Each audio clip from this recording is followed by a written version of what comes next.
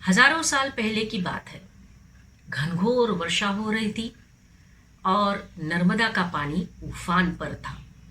नर्मदा मानो अपना रौद्र रूप धारण कर समूचे परिसर को अपने आवेश में लेना चाहती थी। माँ नर्मदा का ये रौद्र रूप देखकर एक बालक चिंतित हो उठा, क्योंकि नर्मदा का पानी उस बालक की गुरु की गुफा की ओर तेजी से बढ़ रहा था। गुरु का ध्यान खंडित न हो, इस विचार से विचलित होकर उस बालक ने मां नर्मदा की प्रार्थना की, स्तुति की, जिसे आज हम नर्मदा अष्टकम कहते हैं और मां नर्मदा की पूजा करते हैं। उस दिव्य बालक का नाम था शंकराचार्य।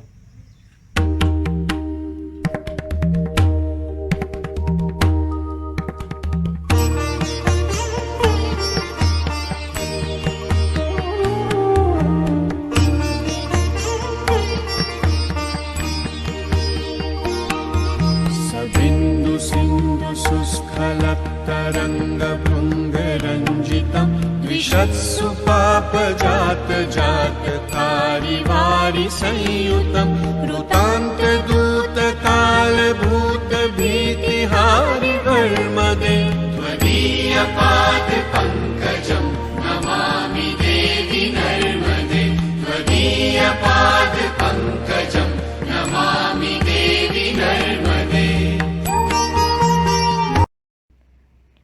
सनातन धर्म के पुनरुद्धारक आदि गुरु शंकराचार्य का अवतरण ऐसे समय में हुआ था जब धार्मिक दुराचरण का बोलबाला था। नैतिकता तथा सदाचार धार्मिक केंद्रों से दूर होने लगा था। सामान्य मनुष्य धर्म के सच्चे रूप से अनभिज्ञ होकर ढोंगियों और पाखंडियों के भ्रम में पड़ा हुआ था। और ऐसी परिस्थिति में एक दिव्य बालक का जन्म हुआ। वो बालक थे शंकराचार्य। बाल्य अवस्था में शंकराचार्य बहुत ही प्रतिभा संपन्न और असामान्य बुद्धि के थे। 2 वर्ष की उम्र में वे संस्कृत बोल और लिख सकते थे। 4 साल का होते होते वे सभी वेदों का पाठ कर सकते थे। 8 साल की उम्र में उन्होंने संन्यास लेकर घर छोड़ दिया था और 32 वर्ष के अपने छोटे से जीवन में वे इस देश की लंबाई चौड़ाई कई बार नाप चुके थे। मतलब ये कि वे भारत भ्रमण करते रहे और उन्होंने हजारों पृष्ठों का अद्भुत साहित्य भी लिखा। जब वे 8 वर्ष के थे और उन्होंने संन्यास ग्रहण करने का इरादा कर लिया था, तो वो गुरु की तलाश में निकले। उस तलाश में वे गुरु गोविंद भगवत पाद से मिले। गोविंद भगवत पाद ने प्रश्न किया, तुम कौन हो? तभी शंकर ने उत्तर दिया, न तो मैं अग्नि हूँ, न जल, और न ही मैं वायु हूँ, न ही मैं शून्य, न मिट्टी हूँ। मैं तो सत्य सनातन आत्मा हूँ जो सर्वव्याप्त है। गोविंद भगवत पाद इतने प्रसन्न हुए कि तुरंत ही उन्हें अपना शिष्य बना लिया। आदि शंकराचार्य भारत के महान दार्शनिक एवं धर्म प्रवर्तक थे। उन्होंने अद्वैत वेदांत को ठोस आधार प्रदान किया। भगवत गीता, उपनिषद और वेदांत सूत्रों पर लिखी गई उनकी टीकाएं एवं व्याख्याएं बहुत प्रसिद्ध है। आदि शंकराचार्य जी का जन्म केरल के साधारण ब्राह्मण परिवार में हुआ था। वो जन्म से बिल्कुल अलग थे। जो कुछ भी सुनते या पढ़ते थे एक बार कंठस्थ कर लेते थे। शंकराचार्य जी ने वेद और वेदांतों के ज्ञान को भारत के चारों कोने में फैलाया। शंकराचार्य जी ने संपूर्ण हिंदू समाज को एकता के अटूट धागे में बांधा। उन्होंने सर्वप्रथम 4 अलग अलग मठों की स्थापना कर लोगों को अपने उद्देश्य से अवगत कराया। इसी कारण उन्हें जगत गुरु के नाम से जाना जाता है। उन्होंने 4 मठ स्थापित किए थे। सबसे पहला मठ श्रृंगेरी रामेश्वर में, जिसे वेदांत ज्ञान मठ कहा जाता है। गोवर्धन मठ, जो कि दूसरा मठ था जिसे जगन्नाथपुरी अर्थात पूर्वी भारत में स्थापित किया गया था।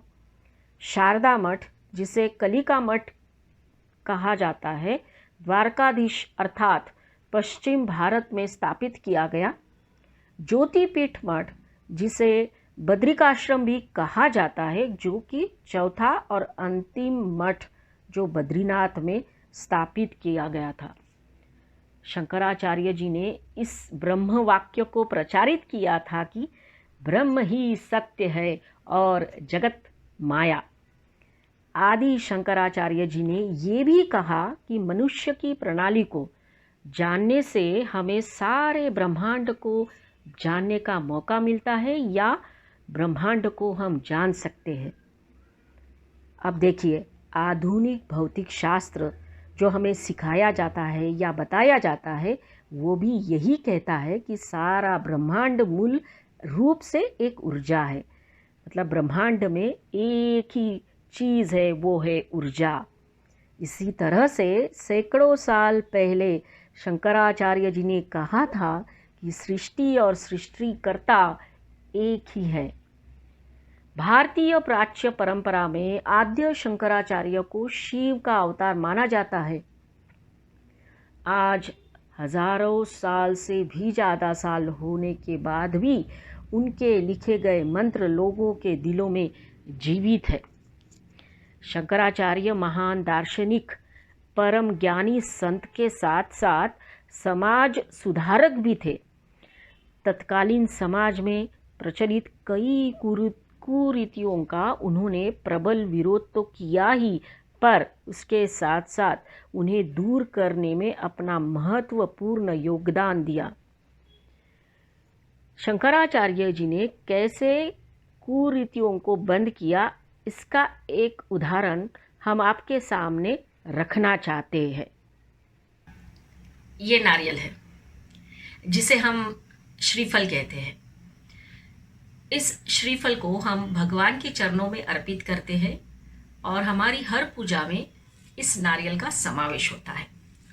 हम ये मानते हैं कि भगवान को ये नारियल चढ़ाने से हम अपनी मनोकामना पूरी कर सकते हैं। अब सोचने की बात यह है कि भगवान को नारियल चढ़ाने का, अर्पण करने की जो प्रथा है वो किसने शुरू की? तो ये प्रथा जो है शंकराचार्य जी ने शुरू की थी। हजारों साल पहले जब भगवान को प्रसन्न करने के लिए नरबलि या पशु बलि दिया जाता था, उस समय शंकराचार्य जी ने ये देखा कि ये अमानवीय है और इसका हमारे अध्यात्म से कोई संबंध नहीं है। तो उन्होंने इसका विरोध किया और ये प्रथा बंद करके भगवान के चरणों में नारियल अर्पण करने की प्रथा शुरू की। ये बात तो रही कि प्रथा कैसे शुरू हुई, जो नरबलि या पशु बलि दिया जाता था उसको बंद करने के लिए। लेकिन इसके पीछे बहुत बड़ा एक लॉजिक, आज के ज़माने में हम बोल सकते हैं लॉजिक वर्ड बहुत इम्पॉर्टेंट हो जाता है। ये नारियल जो है हम सबको पता है ऊपर से बहुत हार्ड होता है और ये सिंबलाइज करता है हमारे अहंकार को। तो जब हम भगवान के चरणों में नारियल अर्पण करते हैं या फोड़ते हैं, इसका मतलब ये हुआ कि हमें हमारा अहंकार तोड़कर, छोड़कर खुद को ईश्वर के सामने समर्पित भाव से उसकी प्रार्थना करनी है। ये एक लॉजिक हुआ। दूसरा ये लॉजिक है कि ये जो हार्ड स्ट्रक्चर है बाहर का नारियल का, वो हमारे ईगो, अहंकार को रिप्रेजेंट करता है। जब हम इस नारियल को तोड़ते हैं तो ऑब्वियसली इसके अंदर जो वाइट पोर्शन है, वो सॉफ्ट पोर्शन है या पानी निकलता है, तो वो रिप्रेजेंट करता है या सिंबलाइज करता है हमारे माइंड को। तो अगर हम अहंकार तोड़ेंगे तो ही नॉलेज गेन कर पाएंगे, अदरवाइज नहीं। और दूसरी बात, जो स्पेस अंदर है, मतलब हमारा माइंड जो स्पेस है हमारे माइंड का, उसको फील करना है नॉलेज के साथ। तो नॉलेज गेन करना है तो ये जो हार्ड हमारा स्कल है, ये हार्ड स्ट्रक्चर है, उसको तोड़ना पड़ेगा, तभी हम ज्ञान ग्रहण कर सकते हैं और तभी हमारी प्रगति हो सकती है। यही बात सोचकर शंकराचार्य जी ने बहुत लॉजिक के साथ ये प्रथा शुरू की, भगवान के चरणों में नारियल अर्पण करना।